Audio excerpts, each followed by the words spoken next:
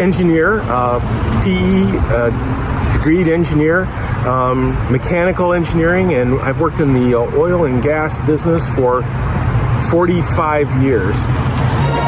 Hi, Sonny. Thanks for helping my project. Did you know that NASA is planning to send people to the moon in 2024? Yes, sir. Yourself. My name's Joseph Miller. I'm the talent pipeline director here at TXRX Labs, which means I handle K-12 education as well as workforce development. So my name is Pravina Hook. I work within the HR organization at DocuSign now. I am based in Minneapolis, and Harry Jones, started off as a colleague of yours, as you know, and now been a friend of yours for quite a while now. So I'm glad to have joined this interview. I live in Houston, Texas.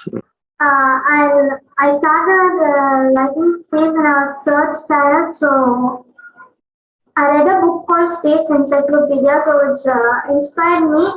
And during the Chandrayaan 2 launch, it inspired me much more that I started building my own rockets. Hi, Kelvin. Hey, how are you? Thanks for helping my project. Right. Did you know that NASA was planning to send people around the moon in 2024? Yeah, I just heard it. As far as world hunger goes, by the way, the world produces more than enough food to feed everybody on Earth right now.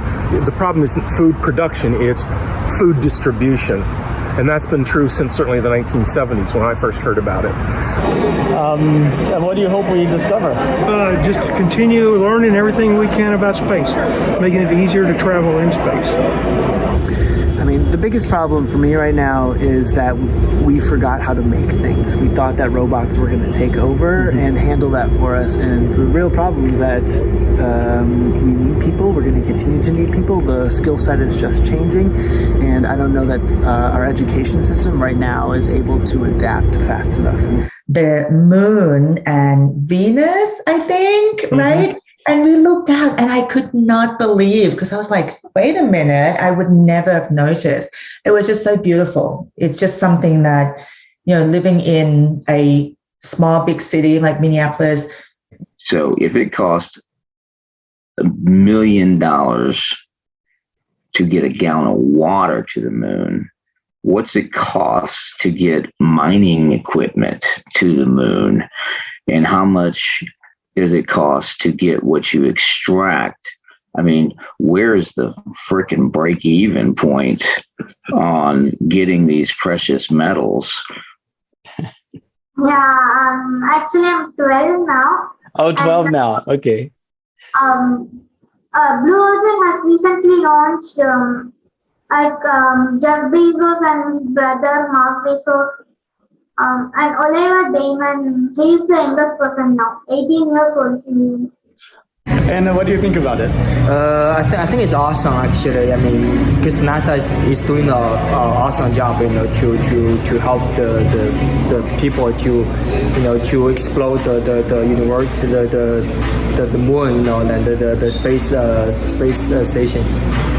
There are adults who you look at and say, where does electricity come from? And they point to the light switch or they point to the socket on the wall, the baseboard. And when pressed, they really don't know where electricity comes from. More tours of power generation and distribution plants would be really helpful to people. And if it was safe and affordable, would you take a trip to space? Oh, yes, I would. Well, I really appreciate your time. Is there anything you'd like to add? No, just good luck for all the people that's going, and I hope I'm still alive to see it. We need to understand the world we live in and the challenges that we're having, and maybe even a new perspective on the way we live. And so space provides that in a pretty magical way. Right, if you're going to know what cryptocurrency is, you got to play with cryptocurrency. If you know what space is like, it'd be nice to go. How are humans coming up with these ideas, incredible thoughts of, if we do this, this will happen, right? Kind of like the questions to my high school girlfriend where, wait a minute, what do you mean? If this happens in the, I don't know, in the environment, this could potentially happen up in the... That was kind of fun. Now, I have heard about, we have some friends from, my son's were, divers for a long time. And so we had some diver friends of theirs on a very similar experience had a zip line break. They were on a vacation, and I can't remember if it was the husband or wife, but the zip line broke and that person fell to their death. During the course to Mars, it would be actually a little boring. But after going to Mars, I like to really see that sunset and sunrise on Mars. Do you think at some point humans will be living like off of the Earth, just like we live in different? Of course, yeah.